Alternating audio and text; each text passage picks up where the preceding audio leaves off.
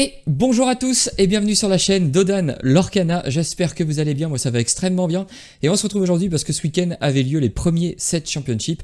J'ai participé à l'un d'eux et j'ai eu la chance de terminer 5ème et donc de valider mon petit Scar promo, si le focus veut bien se faire. La version enchantée du coup de la carte Scar, chasseur sans cœur il me semble, version très très belle. Malheureusement je n'ai pas eu de tapis puisque j'ai fini 5ème, ce n'est que partie remise. Évidemment, je compte bien participer à d'autres 7 championships et tenter de récupérer le magnifique tapis, champion ou pas d'ailleurs, peu importe. Je remercie Cardventure et la baraque à jeux. C'est la 4e fois que je fais des 7 championships à Cardventure et à chaque fois je dois dire que c'est tout simplement un moment génial. L'ambiance est cool, les gens sont sympas et l'organisation est parfaite. Bref, merci. Avant de passer à la decklist, je vous rappelle que vous pouvez d'ores et déjà liker, commenter et partager la vidéo, voire vous abonner à la chaîne pour ne pas rater les prochaines. Comme d'habitude, pour ceux qui n'ont pas de temps, vous pouvez retrouver en description la decklist ainsi que mes réseaux sociaux et on passe immédiatement à la decklist que j'ai choisi de ramener pour ce tournoi. Rien de très original, le choix de la sagesse pour ce premier 7 championship et aborder les autres du coup de manière plus sereine, même si j'aspire à gagner un tapis quand même, c'est quand même plus, j'irai quand même de manière plus détendue en me disant bon, j'ai déjà remporté une carte, c'est beaucoup moins stressant et du coup pour être sur un choix un petit peu plus de confort et un choix un petit peu plus disons un deck vraiment top méta, j'ai choisi de ramener un Silksong dans la version classique de celui-ci. Vous allez voir, il n'y a pas grand chose qui change par rapport à ce qu'on peut avoir l'habitude de voir. Si, il y a une carte quand même que j'ai choisi de ramener, c'est de remettre en tout cas dans la version du Silksong puisqu'elle avait complètement disparu avec tous les casse-objets, que ce soit en gris ou dans le bleu avec les cachez-vous et les Cusco. J'ai choisi de remettre 2 flûtes de dormeur pour essayer de valider un peu plus facilement le match-up qui est vraiment terrible pour le Silksong, c'est bien évidemment le bleu-rouge. Vous allez voir que malheureusement contre le bleu-rouge que j'ai affronté, ça ne m'a pas beaucoup servi puisque je n'ai pas réussi à les trouver, mais bref, on en reparlera plus tard. L'autre carte un petit peu tech que j'ai mis, c'est 2 il en faut peu pour être heureux. Alors ça je l'avais mis principalement, c'était vraiment une réflexion personnelle, je sais pas si au final c'est vraiment vrai, mais pour essayer d'avoir un petit avantage dans le match miroir. En gros je m'attendais à rencontrer beaucoup de bleu-rouge et de Silksong, donc je me suis dit il en faut peu pour être heureux, c'est une petite chanson qui permet d'aller enlever une carte un petit peu pénible dans la main adverse, et dans le match miroir je me suis dit que ça pourrait me permettre d'aller enlever un Ce Rêve Bleu, d'aller enlever un Zeus à des moments un petit peu critiques, et du coup en fait de me permettre d'avoir un ratio un peu positif dans le match miroir et donc d'être bon en fait contre 2 des 3-4 decks dominants et en particulier ceux que je m'attendais à rencontrer évidemment et du coup voilà, c'était un petit peu mes 2 petites tech cards pardon. Sinon pour le reste c'est du classique, 4 Cendrillon, 4 Robin des Bois avec la version évidemment Alter, 2 Lilo seulement. Je suis pas hyper convaincu par la Lilo si on joue pas les Simba légendaires. Donc c'est pour ça que j'en ai mis que 2, ça peut quand même être pénible de les ramener en continu. Est-ce que 3 ce serait mieux que 2? Je sais pas. En fait je pense que si on joue les Simba, les petits Simba et les Simba légendaires, et ben c'est vachement fort parce qu'on va pouvoir les ramener et les redresser. Et surtout avec le petit Simba on va pouvoir défausser une carte pour en piocher une, donc ça peut nous aider si jamais on est un peu en galère avec les encres. Et en plus si on arrive à défausser une Lilo, et ben c'est tout bénef puisqu'en fait la carte n'est pas perdue, elle est au contraire, elle pourra être jouée. Après évidemment 3 Ursula Vanessa, 4 Monsieur Mouche, parce que Monsieur Mouche c'est un petit peu le meilleur T2 quand on affronte des match-up un peu contrôle, ça permet évidemment de piocher avec réponse si on arrive à le maintenir en vie jusqu'au tour 4. D'ailleurs chose intéressante, quand vous jouez contre un Silksong, bon après ça vaut ce que ça vaut, mais vous allez peut-être vous en rendre compte, mais lorsque le joueur adverse incline son Monsieur Mouche, en général s'il oublie de mettre son petit dégât, c'est qu'il n'a pas de réponse en main, si vous êtes obligé de lui dire attention t'as pas mis le dégât. Par contre évidemment si il n'oublie jamais, il y a de fortes chances pour qu'il ait une réponse en main et que du coup ça l'intéresse de blesser son Mouche 2 fois avant le tour 4. Bon évidemment c'est pas une chance absolue, il y a des gens qui jouent très bien et qui respectent toutes les règles, donc voilà, mais c'est un un petit truc que j'ai remarqué, c'est que si on voit que l'adversaire met son jeton de dégâts de manière assez rapide, c'est que c'est prévu dans son plan de jeu et que souvent il a une réponse en main. A contrario, s'il oublie de mettre son petit jeton de dégâts, c'est souvent qu'il n'a pas la réponse en main. Ensuite, évidemment, 4 Ariel. Chanteuse exceptionnelle, carte un petit peu phare du style song, sans elle le deck serait évidemment bien moins fort. J'ai enlevé un Laurence. D'habitude j'aime bien jouer 3 voire 4 Laurence. Là j'en ai enlevé un pour tout simplement essayer de pouvoir rentrer un petit peu toutes les cartes que j'avais envie. On est parti qu'avec 2 Laurence. Évidemment Laurence c'est un très bon moteur à pioche avec réponse. C'est évidemment une très bonne carte dans le match contre le bleu-rouge pour aller vite et passer en dessous. Donc voilà, que 2. En plus, il se prend pas les 6 sous, il se prend pas les bagarres, donc c'est vraiment une bonne carte dans le match-up bleu-rouge. Bon, j'ai choisi d'en enlever un pour essayer de tenter un autre plan de jeu avec les flûtes. 3 pattes. Pourquoi pas 4 ? Parce que tout simplement, ça ne rentrait pas. Il fallait faire des choix et je me suis dit que globalement, dans une partie, si on joue un patte au bon moment, ça permet souvent de gagner la partie. En avoir 3, ça permet d'être quasiment sûr de l'avoir au moins une fois lorsque les parties s'éternisent un peu, donc quand on en a besoin. 2, ça m'aurait quand même embêté de réduire encore le compteur. 2 Navine, il y a beaucoup de decklists qui tombent à 1 Navine. Moi j'ai quand même choisi d'en garder 2, tout simplement pour être sûr dans les matchs qui se passent mal, notamment le match miroir, le match contre le Steelsong, de pouvoir, par exemple si on a en main Navine plus Rêve Bleu, de pouvoir sur un tour jouer Navine et Rêve Bleu et pas être obligé de poser un chanteur à 5 et d'espérer qu'il survive pour le tour d'après. Ça me fait quand même 16 nodes en crabe, donc peut-être que j'essayerai d'en enlever un, d'autant plus parce que à la suite de la présentation de la decklist, je vais essayer de vous parler un petit peu des améliorations, des choses que j'ai envie de tester dans le deck pour les prochains tournois, si je ramène un Steelsong, mais a priori je devrais rester sur le Steelsong pour l'instant. Donc voilà, potentiellement en enlever un. Ensuite j'ai mis 2 Pluto. Alors les Pluto pareil, c'est des bons supports à soin pour les réponses, ça protège évidemment beaucoup votre board, mais j'ai pas été hyper convaincu. Alors j'ai pas rencontré des match-ups qui veulent vraiment prendre le board de manière très agressive. J'ai rencontré beaucoup des decks top méta, hein, même quasiment que des decks top méta. Du coup, en fait, le Pluto, si l'adversaire en fait il a une petite créature, il peut juste taper dedans et sacrifier sa petite créature, et après c'est une 1 quelque chose suivant la force de la créature qu'il a tapé, et du coup il est pas très très utile. Son point positif évidemment, c'est que s'il est blessé, vous pouvez le soigner avec réponse. Pas hyper convaincu par le Pluto, peut-être que c'est une carte qui pourrait partir dans ma prochaine version du Steelsong pour les prochains 7 Championships. Bon, évidemment 4 Robins, c'est tout simplement indispensable contre pas mal de match-ups, et déjà ça vous permet de chanter très très tôt, et puis ça vous permet aussi de piocher des cartes, de gagner du lore tout en reprenant le board, donc c'est évidemment très très fort. Ça se fait très bien soigner par réponse lorsque vous avez pris un trade qui vous intéresse, bref c'est très très fort. 2 Cendrillon, Cœur Vaillant, tout simplement pour rentabiliser au maximum la petite Cendrillon si jamais elle survit assez longtemps. Dans le match miroir, souvent c'est très compliqué pour l'adversaire de venir la gérer, donc ça permet d'augmenter son ratio dans le match miroir. Peut-être que 2 c'est un peu trop. Dans les matchs qui se passent mal, où votre petite Cendrillon est gérée, souvent c'est une encre. Vous allez rarement la poser pour 7.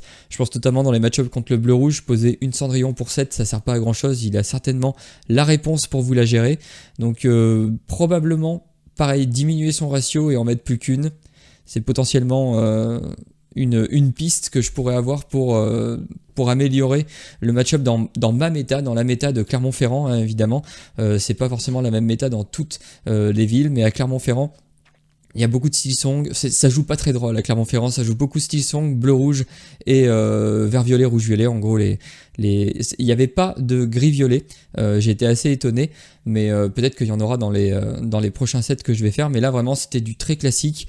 On prend les 4 gros decks, les 4 deck dominant de la méta, et on les prend pour les 7 championships. Évidemment, on veut remporter son Scar. Sinon, pour les chansons, eh ben, c'est vraiment du classique, comme on peut pas faire plus classique, hormis les deux, il en faut peu pour être heureux. J'aurais pu d'ailleurs plutôt mettre Un homme libre, la nouvelle chanson qui permet de donner résiste 2 à un personnage et de piocher une carte. Bon, elle se chante pour 3, elle est ancrable, donc à voir si il en faut peu pour être heureux. Ça surpasse vraiment le fait de donner résiste 2 à un de ces personnages, je sais pas trop, faudrait que j'essaye avec les autres cartes. Sinon, 4 perdus dans l'hiver, 4 plus ardent que le feu des volcans, 4 soudain sur Van Zeus. Alors je sais que certains descendent à 3, moi j'avoue que j'aime bien avoir de la grosse gestion, surtout en gris-jaune. Du coup j'ai du mal à me résoudre à passer à 3 quand soudain sur Van Zeus, mais pareil, c'est pas impossible que je diminue un petit peu le ratio. 4 sur Rêve Bleu, évidemment, c'est quasiment indispensable, enfin c'est même une carte centrale du deck, donc on ne va pas tout simplement en enlever un, et les 2 flûtes pour essayer de passer un petit peu en dessous du bleu-rouge. Avant de passer à la deck tech, un petit peu les améliorations, je voulais vous raconter un petit peu mon tournoi. Alors j'ai fait une petite fiche pour m'en rappeler, parce que évidemment c'est pas forcément facile d'avoir tout en tête. Mon premier match, j'affronte Thomas, qui termine deuxième d'ailleurs, bravo à lui. Il était sur une version Amber Steel moderne, donc la version avec les mines. Donc je pense que le match-up m'est peut-être un petit peu favorable, je suis pas sûr. En tout cas, le match-up nous se termine sur une égalité, un partout. La première partie, il la remporte. J'ai vraiment un mulligan affreux. Bon, après, est-ce que j'aurais gagné sans ça, je sais pas, mais en gros, je jette 4 cartes pour essayer de trouver une petite Cendrillon, et après peu importe, en fait je voulais vraiment la petite Cendrillon pour pouvoir chanter et me débarrasser un petit peu de ces cartes qu'il allait poser au début. Malheureusement je ne trouve pas ma petite Cendrillon, et pire encore, je récupère sur les 4 cartes 3 perdus dans l'hiver. Donc niveau encre c'était assez compliqué. Bon, perdu dans l'hiver, une fois qu'on est tour 3, on peut le jouer flat, mais bon c'est un peu nul. Donc le match compliqué, j'arrive pas trop à m'en sortir, j'arrive jamais à reprendre l'avantage. Lui en plus il arrive à faire revenir ses Lilo quasiment tout, enfin il a trouvé ses Lilo très vite, il les a très bien joués, il a permis en fait qu'elles meurent et qu'elles reviennent tout le temps. Bref. Le match un petit peu de l'angoisse, je me suis dit oula ça part mal, on va voir ce que ça donne, d'autant plus que ma journée était un petit peu catastrophique niveau organisation. Bref, j'ai failli arriver en retard, j'ai oublié de prendre des cartes, j'ai dû faire demi-tour, bref, je me suis dit c'est pas ma journée, ça va mal se passer. Deuxième game, là j'ai le toss, donc je commence, et pour le coup j'ai une sortie assez classique, j'arrive à lui gérer globalement un petit peu tout. Ça se termine quand même un petit peu à la course, il est pas loin de pouvoir finir, j'arrive à tricoter un peu avec mon deck, à piocher un petit peu ce qu'il faut, à lui gérer les créatures pour pas qu'il puisse atteindre les 20 et moi à atteindre les 20 au tour d'après. Il me semble que j'avais des flûtes dans ce deuxième match, j'ai réussi à poser une flûte il me semble, elle m'a plutôt bien servi, elle m'a permis de gagner 2 ou 3 points de lore, ce qui m'a permis en gros de gagner, de vraiment prendre l'avantage et de me mettre à portée de l'étal le tour où il fallait. Et donc plutôt content de rattraper un petit peu cette très mauvaise entrée en matière. Deuxième match, je rencontre Vert Violet, c'est un petit peu le match-up qu'on veut en tant que Steel Song. Je gagne 2-0. Première game, plutôt la game type en fait que vous allez jouer en Steel Song contre Vert Violet. Il me semble que j'ai le toss encore. Non, cette fois-ci j'ai le toss, je gagne le toss, et du coup la game est un peu assez classique. Je commence avec, je sais plus, je crois que je commence avec Robin des Bois. Il me semble que il pose Ondin Banzai. Il devine globalement que je prends pas évidemment. Je sais plus. Si j'ai pris son Ondin en me disant il va penser que du coup j'ai pas le gros Robin, et du coup avec son Banzai il va préférer partir à l'aventure. Il a parfaitement lu dans mon jeu, j'ai pris son Ondin, il a détruit mon Ondin avec son Banzai. Je sais pas si c'était le bon play, parce qu'au final moi plus il met du temps à démarrer, plus je suis globalement bien, puisque lui il a vocation à essayer de passer en dessous du Steel Song et mettre la pression pour arriver très vite à portée de tir à 16-17 de l'or pour pouvoir finir avec des chèvres, avec Gogo Tomago. Donc je sais pas si c'était le bon play, en tout cas moi je m'étais dit qu'il allait pas prendre le trade en pensant que j'avais pas le Robin. J'avais le Robin en main évidemment, donc voilà, il tue mon Robin, mais après la game du coup se passe plutôt bien. J'arrive à trouver mes Ariel, j'arrive à chanter et à poser énormément de board, et du coup je gagne la partie. La deuxième par contre plutôt assez tendue, c'est lui qui commence. Il me fait une sortie assez agressive. Moi j'arrive cette fois-ci à altérer un Robin, et là où j'ai de la chance franchement dans ce match-up, je pense que bon, il y a les chansons qui vous permettent évidemment de gérer toutes ces petites créatures, notamment les Honda ensorcelés qu'on veut pas aller taper dedans pour se défausser des cartes, mais j'arrive à altérer un Robin, et ensuite je récupère 2 Robins en main que je peux jouer tour sur tour. Et là où c'est bien, c'est qu'en fait ça permet de trade le board tout en faisant du lore, et du coup en rattrapant un petit peu son retard, sachant qu'à la fin c'était un petit peu la course. Il jouait les princes hors d'atteinte 3-2 qui leur 2, et il s'était mis en position presque de létal. Alors j'ai dû pas mal réfléchir pendant ce tour là pour essayer de trouver comment l'empêcher en gros de finir la game, sachant que il était très menaçant avec sa Gogo Tomago et moi mes Robins. Finalement il échoue je crois à 19, il arrive à mettre 4 dégâts sur mon Robin, à faire une Gogo Tomago, mais j'avais à peu près calculé. Alors bon, je suis pas à l'abri de me tromper, mais là pour le coup j'avais bien calculé, et il ne pouvait pas passer à 20 le tour là, et du coup je remporte cette deuxième manche un petit peu à l'arraché, un petit peu au dernier moment. Donc j'étais plutôt content. 2-0, ça me met bien, 2 victoires, une égalité. Je me dis globalement, si je fais 2 égalités, je m'assure un top 8. Si je gagne la prochaine, j'ai le scar assuré, et je peux commencer à espérer faire top 4. Troisième match du coup, cette fois-ci j'affronte un violet rouge. Alors au début je me dis bon, match-up plutôt normalement un peu en ma faveur quand même, normalement je suis un peu devant, et il m'a un petit peu surpris parce que j'avais pas trop vu ce qu'il jouait avant, et en fait il jouait une version violet-rouge aggro, donc ça peut être compliqué, on peut se laisser surprendre et se laisser avoir. Donc première game, plutôt type, je crois que je commence encore la partie, donc je gagne le toss, et plutôt une partie un petit peu typique de Steel Song, c'est-à-dire que on pose sa Cendrillon, on gère un petit peu tout ce qui peut nous proposer comme menace. On arrive à lui faire des ce rêve bleu à des moments qui nous arrangent, où il a pas trop de board, on lui vide toute sa main, nous on arrive à poser un board assez conséquent, et petit à petit en gros on prend l'avantage sur le board, et en termes de lore on arrive à continuer à lui gérer. Donc partie un petit peu classique, première game gagnée, je me dis bon, là c'est plutôt cool, je suis sûr de faire une égalité. J'ai quasiment validé mon scar.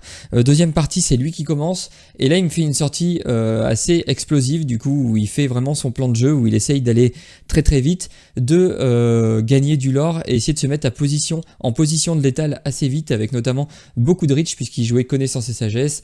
Il jouait, je pense qu'il devait jouer chapardage, je suis pas sûr, je ne les ai pas vus, il me semble que je les ai vus sur des ce rêve bleu, mais pas sûr.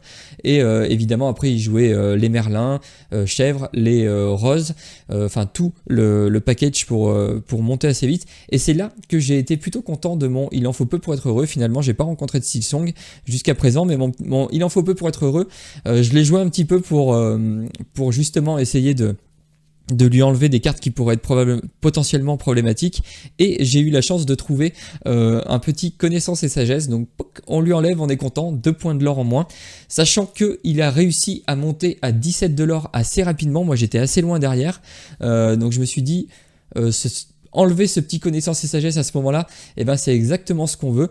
Et ensuite tout simplement j'ai réussi à lui gérer le board et à finir avec mes flûtes. Il me semble que j'avais des flûtes, donc j'ai réussi à chanter, à récupérer le board avec toutes mes chansons, et à proposer en fait un board qui l'aurait assez vite et assez fort. Et du coup je crois que j'ai dû faire genre 8 ou 9 de l'or en un seul tour, et lui je l'ai réussi à le bloquer globalement à 17 de l'or, et j'ai remporté du coup cette deuxième game, donc 2-0. À ce moment là je me dis bon, le scar est sécurisé, 2 victoires, une égalité, on va voir ce que l'avenir nous réserve. Et mon dernier match-up, je joue contre Benjamin, un très très bon joueur de bleu rouge du coup, et là catastrophe. Alors je me dis mon plan de jeu il est simple, trouver des flûtes. Je sais plus si je gagne ou si je perds le toss, ça change pas grand chose vu la physionomie des games. Je pense que je suis premier joueur. je pense que je commence la première parce que j'arrive à sortir un petit peu la sortie classique du Steel Song où globalement on arrive à l'orer assez vite. Je bloque malheureusement à 15 de l'or. Et là, patatras, pas de flûte, aucune flûte pendant toute la partie. Et évidemment, la partie n'aurait pas été la même si j'avais eu une ou deux flûtes parce que j'ai chanté beaucoup de chansons, j'ai fait pas mal de... J'ai essayé de faire pas mal de choses en tout cas avec tout ça. Donc j'échoue à 15. J'arrive pas à finir après bleu-rouge une fois que la partie est un petit peu engagée, ça devient vraiment très compliqué. On pose des créatures, il a toujours la gestion, il pioche 15 cartes par tour. Bref, j'échoue à 15, je me dis bon c'est pas grave, la deuxième je vais réussir à trouver des flûtes. Eh bien, vous le devinez, non, pas de flûte non plus, enfin si je les trouve mais trop tard. Et là du coup la partie c'est lui qui commence et la partie c'est pas très bien passé, je crois que je suis arrivé à 12 de l'or. J'ai eu mes flûtes, mais après je trouve pas de chanson, et puis de toute façon j'ai pas de chanteur, il se met trop vite à portée de l'étal, donc j'échoue malheureusement à 0,2, et ça me sort d'ailleurs du top 4, je finis 5ème. Bon, c'est pas très grave, j'aurais bien évidemment aimé tenter ma chance en top 4. La chose par contre que j'ai potentiellement mal faite, c'est contre bleu-rouge, je pense qu'il y a un autre plan de jeu hors flûte, c'est évidemment le plan de jeu meule. Globalement, le bleu-rouge va creuser son deck, va essayer de récupérer beaucoup de cartes, va essayer de nettoyer sa main, et du coup c'est vrai que jouer des ce rêve bleu juste pour, une fois qu'il a sélectionné sa main, lui enlever ses ressources et toutes ces cartes qui peuvent lui permettre de gagner. Déjà s'il pioche beaucoup, s'il fait pas trop attention, il va piocher énormément avec ses Flavorsham, avec tous ces trucs là, et globalement des ce rêve bleu ça peut vous permettre de le mettre à la meule. Et autre chose importante, c'est qu'avec ses visions de l'avenir, avec toutes ces cartes Grand Mertala, tout ça, bleu lumière et tout, en fait il va sélectionner facilement ces cartes, facilement les cartes qu'il a besoin contre vous. Donc en général c'est grosses cartes de contrôle, et du coup des ce rêve bleu placés au bon moment, et bien souvent ça peut vraiment l'embêter, ça peut lui vider tout simplement toutes ses ressources, lui enlever ses Sissou, lui enlever ses Soyez Prête, lui enlever ses Maléfiques Dragons, même ses Tamatoa, et en fait vous permettre tout simplement de l'épuiser. Soit en termes de cartes, soit en termes de bonnes cartes dans son deck, et je pense que c'est ce plan de jeu là que j'aurais dû viser. Du coup à voir si les flûtes sont vraiment utiles, sachant que le gagnant du tournoi qui jouait Steel Song à Tyrion, un excellent joueur de Steel Song, probablement le meilleur joueur que je connaisse de Steel Song, il a réussi à le battre en demi-finale du coup avec ce plan de jeu, ce rêve bleu, sachant qu'il avait déjà tester et valider ce plan de jeu là au LCQ. Donc voilà, je pense que je vais lui demander des petits conseils pour essayer d'épuiser les bleus rouges à base de ce rêve bleu. Voilà, bravo à lui évidemment pour sa victoire sur ce set championship, et c'est à peu près tout pour la description de ce deck. Et on peut passer maintenant un petit peu à mes idées d'optimisation pour le deck. Peut-être partir sur 2 Simba, le petit Simba gris à 1 et 2 gros Simba pour essayer de rentabiliser les Lilo. Donc du coup, trouver comment enlever 4 cartes et rajouter une Lilo. Alors l'idée, ce serait évidemment de ne pas toucher au taux de non-ancrable. Alors pourquoi pas enlever un Navin et un Corsoudin sur Vanzeus pour mettre 2 gros Simba, et ensuite enlever potentiellement un Laurence et un Pluto pour rentrer les 2 petits Simba. Ça permettrait évidemment de jouer cette configuration là. Peut-être enlever une flûte et mettre une Lilo en plus, ça permettrait évidemment de passer à 15 non-ancrables, donc ça pourrait être très très intéressant. Sinon pour le reste du deck, je sais pas trop, peut-être essayer les John Silver, là, les nouveaux John Silver 3-3 qui permettent quand vous les jouez de rendre une de vos créatures non défiable. En gros les personnages adverses ne peuvent pas défier votre créature pendant le prochain tour.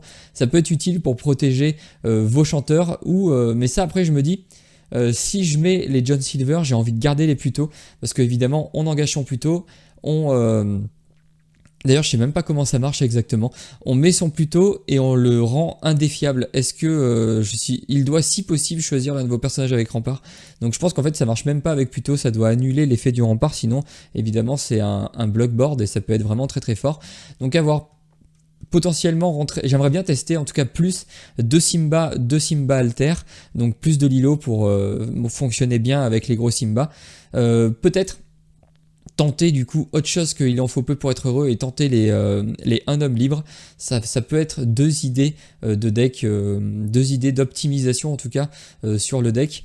Dites-moi d'ailleurs vous si vous êtes déjà vos decklists que vous avez pris pour ce premier set championship, évidemment les résultats que vous avez eu avec, et n'hésitez pas à me dire aussi si vous avez pris des versions de Steelsong, lesquelles vous avez pris et quelles sont selon vous les améliorations que vous pouvez apporter, ou alors si votre decklist elle vous paraît évidemment bien plus adaptée à la méta, n'hésitez pas à me le dire dans les commentaires, ce sera évidemment un plaisir de vous lire. On va quand même passer sur Inktable pour illustrer un petit peu ça et essayer de voir un petit peu comment le deck se comporte en conditions réelles. Je vais arrêter de parler et on se retrouve tout de suite sur Inktable. Et on va tenter tout de suite contre la version bleu-rouge, puisque avec les flûtes j'avais évidemment tenté de passer sous les bleus-rouges. On va voir si ça marche mieux sur Inktable que ça n'a marché lors du set championship, et sinon on a toujours la possibilité d'essayer de mettre en place le setup avec All New World. Donc voilà, on va voir. Donc là évidemment on veut du lore en début de partie, on aimerait bien trouver un petit Robin, pourquoi pas. Réponse, vu qu'on a mouche, on a peut-être envie de le garder. Ça honnêtement on n'en a pas besoin, et je pense pas qu'on ait besoin de ce rêve bleu. Alors j'aime bien ne pas garder trop de chansons en main si j'ai Ariel, pour tout simplement optimiser les chances de les piocher via ma Ariel, et ne pas se retrouver avec très peu de cartes chansons dans le deck, et du coup jouer des Ariel qui ne font rien. D'ailleurs ça m'est arrivé pendant 2 matchs pendant le tournoi, des Ariel qui tout simplement ne trouvent pas de cartes. C'est un peu triste quand ça arrive. Il en faut peu pour être heureux. Ça peut être intéressant évidemment. Bon, on n'a pas de T1, ça c'est un peu catastrophique dans ce match-up. On va en créer un Robin. Alors là, il en faut peu pour être heureux, ça peut être sympa pour lui enlever un Azuritsi par exemple. C'est aussi pour ça que je les avais mis, pour essayer d'aller embêter les bleus-rouges. Alors là, la question c'est, est-ce qu'on tente un plan de jeu plutôt lent à base de Meul, ou alors est-ce qu'on tente là d'aller très vite avec Monsieur Mouche et Lilo? Je pense qu'on va attendre, on va tenter en tout cas le plan de jeu agressif, c'est quand même le plan de jeu qui marche plus. Même si là, vu qu'on n'a pas eu de T1, je pense que le plan de jeu plus sécurité, bon il avait un typo, donc dans tous les cas on pouvait pas l'empêcher de partir, de ramper, donc c'est pas très grave. On va pas... C'est pas très grave, on s'en est sorti. La question c'est, est-ce qu'on jouera un Pluto pour protéger notre board? C'est possible. Et du coup si on joue un Pluto, est-ce qu'on a envie de faire une Ariel tout de suite? Non, je pense pas. Compliqué. Est-ce qu'on a envie de garder il en faut peu pour être heureux? Je pense pas non plus. Je pense que là tout de suite il a rampé, de toute façon je suis pas sûr qu'il va ramper au tour d'après, donc là on va juste jouer la Lilo et on va partir à l'aventure. On veut essayer quand même de faire du lore, de se mettre en position de l'étal tout simplement. Ça nous gêne pas de prendre des dégâts sur le mouche. Bon évidemment faut pas qu'il aille taper. Ah bah il a ancré un soyez prête d'ailleurs. Il prend pas le trade sur notre monsieur mouche. Oula.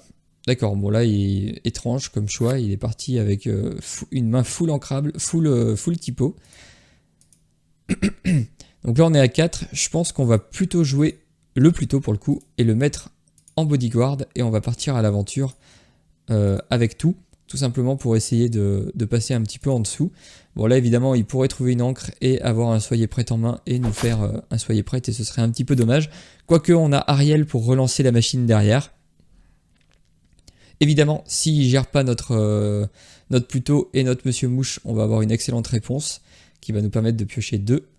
Grand-mère Tala, donc là il pioche, il ancre une maléfique, donc il a plus qu'une carte en main. Bon, il a 0 carte en main. Bon, je pense que l'IA est un petit peu moyenne sur ce genre de jeu, sur ce genre de match-up. Donc là on va tout simplement jouer une réponse, soigner notre mouche pour pouvoir piocher 2 cartes et se refaire un petit peu une main.